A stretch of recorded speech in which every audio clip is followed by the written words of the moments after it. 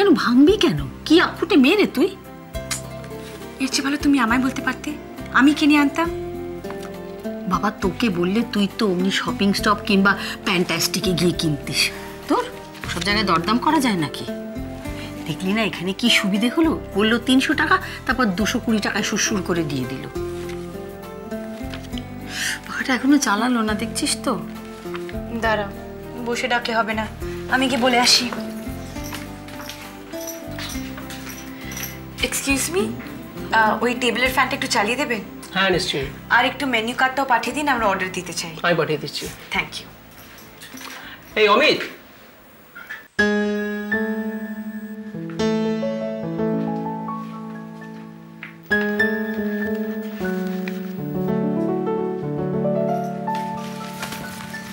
থামি থামি, ওই দেখো। কি? আরে ওই দিকে নয়, ওই যে ওখানে ওখানে। কি দেখবো? ওই ভদ্রমহিলাকে চিনতে পারছো? কোন ভদ্রমহিলা? ওই যে ফর্সা মতো। ওরম করে দেখো না থামি, ওরা বুঝতে পারবে। কি বলতো, ভীষণ চেনা চেনা লাগছে। ওই যে প্রথমবার আমি সোনাতরে গেছিলাম, হ্যাঁ, উনি দরজাটা খুলেছিলেন। তোমাকে তো বললাম গল্পটা, তুমি ভুলে গেছো? ও সেই স্নিগ্ধা দেবী নাকি? নাকি আবার কি, অ্যাজ ইফ তুমি জানো না। দাঁড়া দাঁড়া, একবার দেখি ভালো করে। শোনো না ভাই, কি করছো? আরে দাঁড়া না, আসলে 4 অধ্যায় তো সেই অনেকদিন আগে দেখেছিলাম, তারপর টিভিতেও দেয় না যে আবার দেখবো। ইনি স্নিগ্ধা দেবী, ঠিক আছে? ও তো কমলিকা। হ্যাঁ বললেন বটে, উনি নিজেই বলেছিলেন। কে বলে তো? ও তো চন্দ্রশেখরের বড় ছেলের বউ। বিয়ের আগে কি যেন একটা কি নাম ছিল, তারপর ও আমায় ফোন করে বললো যে একটা ভালো নাম ভেবে বলো তো।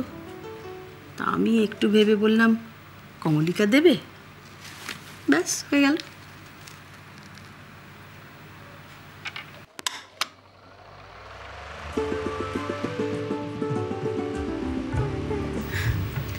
আবার ফ্যান চালালো কেন? কাস্টমাররা চাইছে নিশ্চয়ই।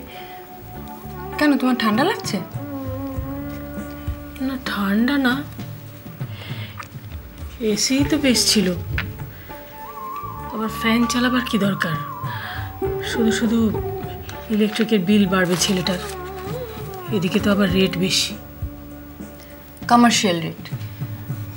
কিন্তু বড় মা, রেস্টুরেন্ট চালাবে, এদিকে এসি আর ফ্যানের বিল দেবে না, তাহলে তো হবে না।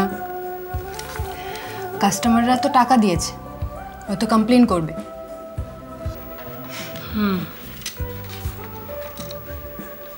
আচ্ছা, বাড়ি যাচ্ছি বলে ছেলেটা গেল কোথায় বলতো?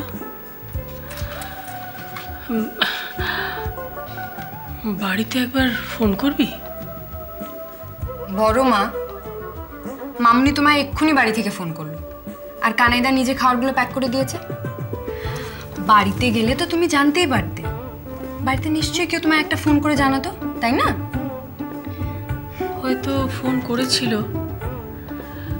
আমি মোবাইলের আওয়াজ শুনতে পাইনি। তাহলে আমার ফোনে ফোন করতো, তখন যেমন করলো। আচ্ছা তুমি একটা কাজ করো তো, তুমি একবার তোমার মোবাইলটা দেখো কোনো মিসড কল আছে কিনা। ততক্ষণ আমি একবার কাউন্টারে গিয়ে জিজ্ঞেস করি দাদা কখন ফিরবে, ওরা কিছু বলতে পারে কিনা। বসো।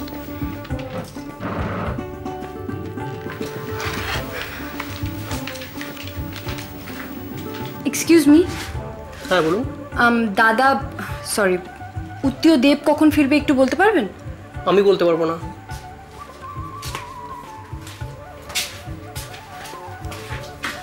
আরে এই তো আপনি। আচ্ছা দাদা কখন ফিরবে একটু বলতে পারবেন? এখন তো 4টে বাজে, এক্ষুনি এসে যাবে, এনি মোমেন্ট। ধন্যবাদ। বলছিলাম যে আপনারা কিছুই খাবেন না? না, আমরা লাঞ্চ করে এসেছি। ভালো লেমন জিঞ্জার টি আছে? আমি আমি বড় মাকে জিজ্ঞেস করছি, আমার জন্য শুধু 1 গ্লাস জল পাঠিয়ে দিন, তাহলেই হবে। দেখুন বুবাই যদি এসে শুনে আপনারা কিছু খাননি, আবার কিন্তু বকাঝকা করবে। আচ্ছা আচ্ছা, শুনুন, আমার সাথে যিনি এসেছেন মানে বুবাইদার মা, তিনি বুবাইদার জন্য কিছু খাওয়ার রান্না করে এনেছেন। সেটাকে কি কোনো মতে একটু ফ্রিজে রাখার ব্যবস্থা করা যাবে? হ্যাঁ হ্যাঁ নিশ্চয়ই। কোথায় আছে চলুন? আসুন আমার সাথে। চলুন।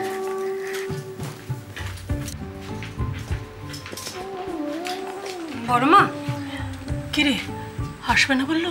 না বড়মা, বড়মা শোনো না, আমি বরং টিফিন ক্যারিয়ারটা ওদের দিয়ে দিই। কেন রে? না, ওরা এটা ফ্রিজে রেখে দিক, গরমে আবার নষ্ট হয়ে গেলে। মাসিমা আপনি কিচ্ছু খাবেন না? ও জানতে পারলে কিন্তু বকাবকি করবে। তার আগে আমি ওকে বকবো। বাড়ি যাচ্ছি বলে কোথায় গেল বলো তো? এতক্ষণ ধরে এখানে বসে আছি। আচ্ছা, বাড়ি গেলে আমাদের তো জানিয়ে যেত। সেটা তো বলতে পারবো না। যাকে ওটা আমাকে দিন। হ্যাঁ,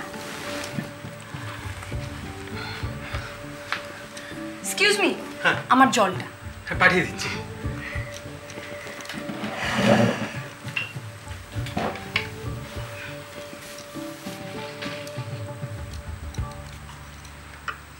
চলে আসবে বর্মা। ওকে শোন, ওই ভদ্র মহিলা কে রে?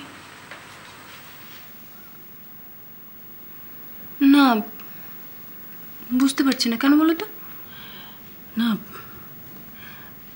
বারবার ফিরে ফিরে দেখছেন। আমি বললাম না তোমার হিরোইনের মতন দেখাচ্ছে। না না, আমার ওকে কিরকম চেনা চেনা মনে হচ্ছে। কোথায় একটা দেখেছি। হাসলেন? কি? ভদ্রমহিলা হাসলেন? মানে চেনা হলে তো নিশ্চয়ই হাসতেন। আপনাকে নিয়ে একটা প্রোমো শ্যুট করতে হবে, তো সেই জন্যেই আপনার ডেট অ্যাভেলেবিলিটি এসব নিয়ে কথা বলতে চাইছিলাম। প্রোমো জিনিসটা কি? এরে কী করে বোঝাই? আচ্ছা, এই ধরুন কোনো প্রোগ্রাম চলছে বা আসছে, সেটা নিয়ে একটা ছোট কোনো অ্যানাউন্সমেন্ট যায় না? ও, সিনেমায় আগে যেমন ট্রেলার দেখাতো। কারেক্ট, ঠিক ধরেছেন। তো সেটা প্রোমো হলো কি করে? আসলে প্রমোশন কথাটা ছোট করে প্রোমো করে নেওয়া হয়েছে। একটা কথা বলো তো অয়ন। হ্যাঁ বলুন স্যার। এটা কি সত্যি সব কিছুকে ছোট করে দেখার যুগে পৌঁছেছি আমরা? বিশদ বলে কিছু নেই, বিস্তার বলে কিছু নেই। এরকম কেন বলছেন স্যার? ধরো রবীন্দ্রনাথের মতো একটা বিষয়, একটা গোটা জীবন ধরে মানুষ তাকে নিয়ে কথা বলতে পারে। তার জন্য তোমরা বরাদ্দ করেছো 1 বছর, তাও সপ্তাহে 20 মিনিট। অ্যাকচুয়াল কন্টেন্টটা কিন্তু 22 মিনিটের। ওই হলো। তবে 22 সংখ্যাটা রবীন্দ্র জীবনে একটা তাৎপর্য আছে। উনি চলে গেছিলেন 22শে শ্রাবণ। কোথায় চলে গেছিলেন?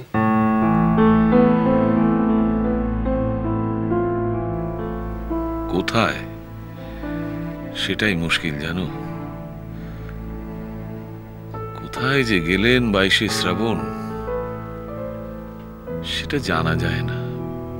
মানে নেতাজির মতো বলছেন? না, নেতাজির চলে যাওয়াটা তো সকলের অগোচরে, আর রবীন্দ্রনাথ সাক্ষী রেখে চলে গেলেন। গোটা কলকাতা শহর সেদিন সাক্ষী ছিল। ও, তাহলে আপনি কি একটা 22 মিনিট না 22 সংখ্যা নিয়ে কি বলছিলেন? বলছিলাম যে তোমরা তো রবীন্দ্রনাথকে নিয়ে একটা অনুষ্ঠান করার কথা ভাবছো।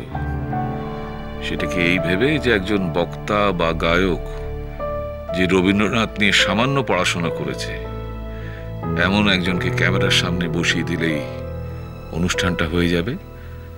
নাকি তোমাদের তরফ থেকেও রবীন্দ্রনাথ সম্বন্ধে একটু ওয়াকিবহাল হওয়া দরকার? মানে ইনহাউস রিসার্চ বলছেন? ওসব তোমাদের কথার চাতুরি রাখো, এতে আমার কিছু আগ্রহ নেই। তোমাদের চ্যানেলের স্পর্ধা হয় কি করে? রবীন্দ্রনাথ সম্বন্ধে বিন্দু মাত্র না জেনে তাকে নিয়ে অনুষ্ঠান করার কথা ভাবছো?